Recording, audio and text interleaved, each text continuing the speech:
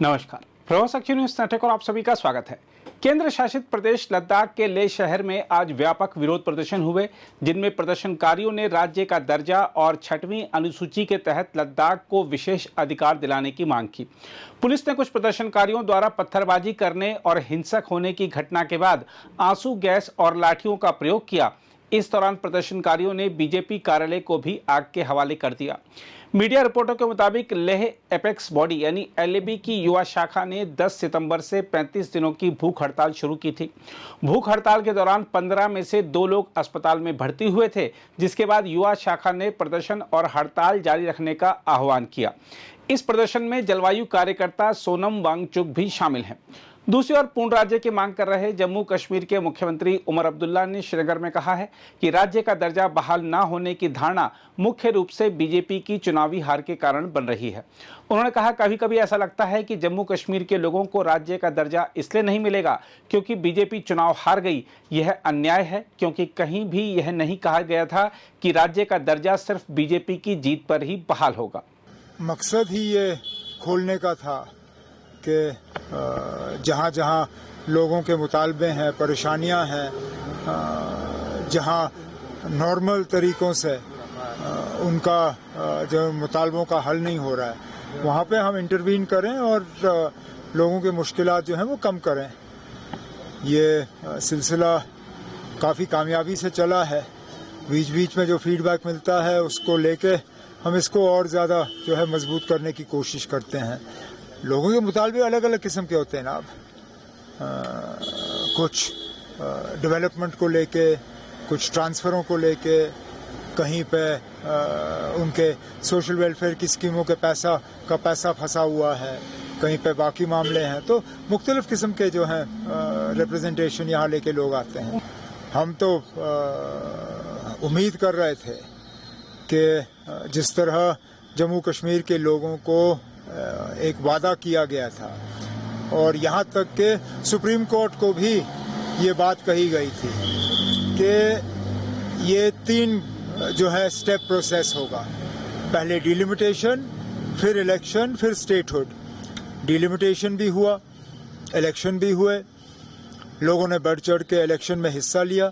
अब चलिए, बीजेपी की बदकिस्मती वो जीत नहीं पाए, लेकिन उस बात की सज़ा तो जम्मू कश्मीर के लोगों को दी नहीं जा सकती।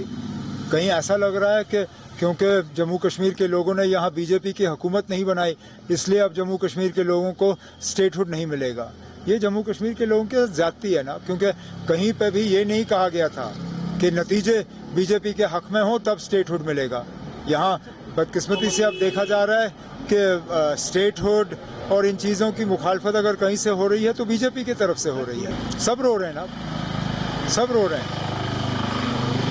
हमारी तो लगातार कोशिश रही कि टूरिज़्म दोबारा से शुरू हो, और हम उम्मीद भी कर रहे थे कि ये पूजा सीज़न जो है, पूजाओं के बाद वेस्ट बंगाल, कलकत्ता वगैरह से जो है टूरिस्ट दोबारा आना शुरू हो जाएंगे।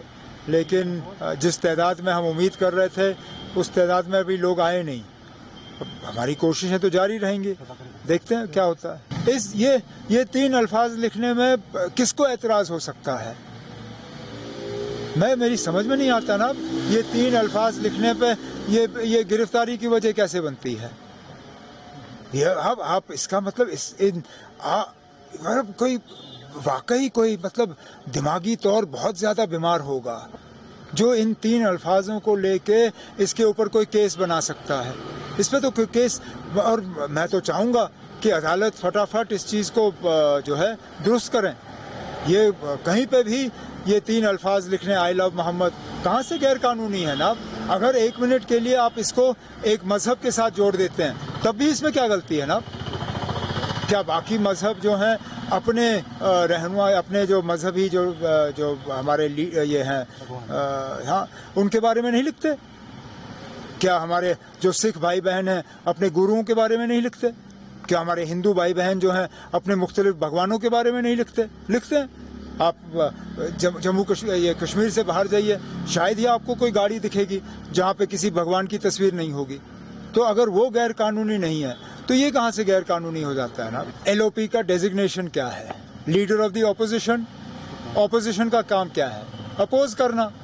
आप ना किस दुनिया में ये उम्मीद करोगे कि एलओपी, और वो भी बीजेपी का एलओपी, नेशनल कॉन्फ्रेंस की हुकूमत की तारीफ करेगा?